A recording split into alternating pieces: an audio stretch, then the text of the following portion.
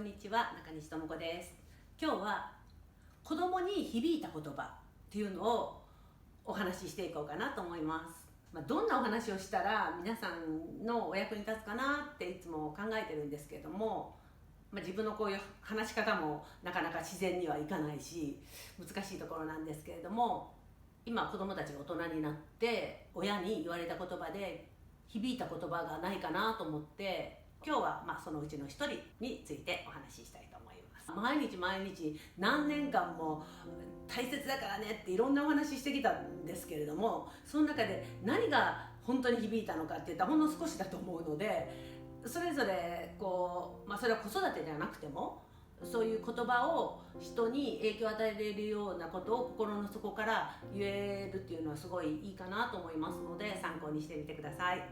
まず、一人の子はですね、日本の国籍なので大学を卒業したら日本に帰らないといけなかったんですね。で日本に帰って、就職したんですけれども、2年も経たないうちに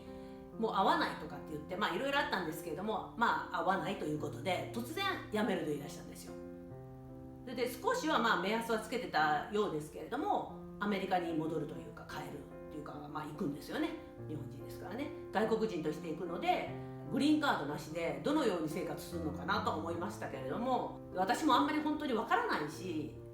そうという感じで聞いてたわけですよ。でその時に夫はですね、多分大人になってから初めてじゃないですかね、本当に真剣に今のままだったらお前の人生絶対成功しないからって、アメリカ行っても絶対成功しないからって言ったんですよ。でそのね、絶対成功しないとか、なんでそんなことをこの落ち込んでる息子に言うんだと思って夫に言いたいぐらいだったんですけど、それはずっと抑えてるので、ずっとというかね、子供の前で違う意見言わないっていうのは決めてたので言わなかったんですよ。でもちょっときついなと思って後でね、子供にそっと一言かけましたけれども、本当に日本のこの家に戻ってきたのは4年後で、やっと家に帰れたって、お父さんと喋れるっていうのを言った時本当嬉しかったですけどね。厳しい言葉を言った夫も愛情あってのことだったと思うので、これぐらいの厳しさでも反対に言えば耐えれる子だろうと思ってあえて言ったんだとは思うんですけれども、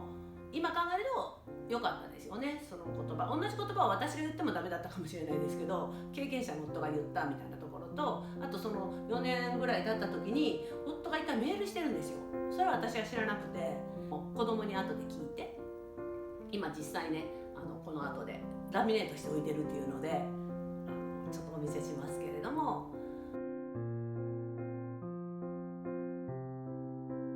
今でもこの言葉を胸に仕事をしてるっていうんで、なかなか多くの方にも響く言葉じゃないかなと思います。それで私が言った言葉で何か響いたのはあるかなっていうのは、私はちょっと一つ覚えてましてね、卒業して何年かしてから子供がお財布から出す時に「お母さんこれ覚えてる？」って紙切れ出したんですよ。でそこに「後悔しない試合をね」って書いてあったんですよ。ほんと紙切れでピーって破ったような感じです。それを見せてもらった時にもちろん覚えてたんですけども、そんな大切にするものと思ったんですけれども、これの裏話としては、子供たちがちっちゃい時から忘れ物は届けませんって言ってたんですよ。だから傘一つ届けたことなかったんですけれども、高校の最後の時に、全国大会というかアメリカなので全国大会はないんですけど、一番多分大きいだろうという試合に行く時にですね、サッカーのゴールキーパーだったんですけれども、キーパー手袋を忘れたって連絡が入ったんですよ。でさすがにですね、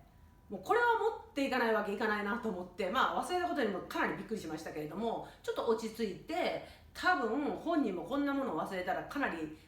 動揺してるかなと思ったので、車でバーって行く時にその辺の紙ピッてちぎって一言後悔しない試合をねって、でそれをキーパー手袋と一緒にもう本当にバス出発直前ぐらいにパンって渡したので、そんなに大きなその書いたもの自体はそんなに私にとってはすごいものでもなかったんですよ。でも本人にとっては前向きな言葉を出してもらったのですごく良かったと。何よりも親としてはその後何年もその言葉を何かあったら見てたっていうところが、結構ちょっとしたいい、タイミングとかでいい言葉を一言与えることによって後々ずっと響くんだなっていうのが思いましたね。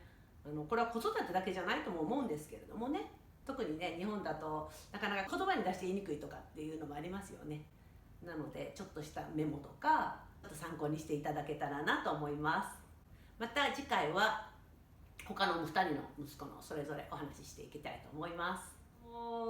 それを今回 YouTube でいろんな響いた言葉言いたいから紙あったらって取ってくれるって言ったら、あれねって財布買い直してからもう捨てちゃったかなみたいなことを言うので、まあねもう10年以上経ってますから OK って感じでしたけどね。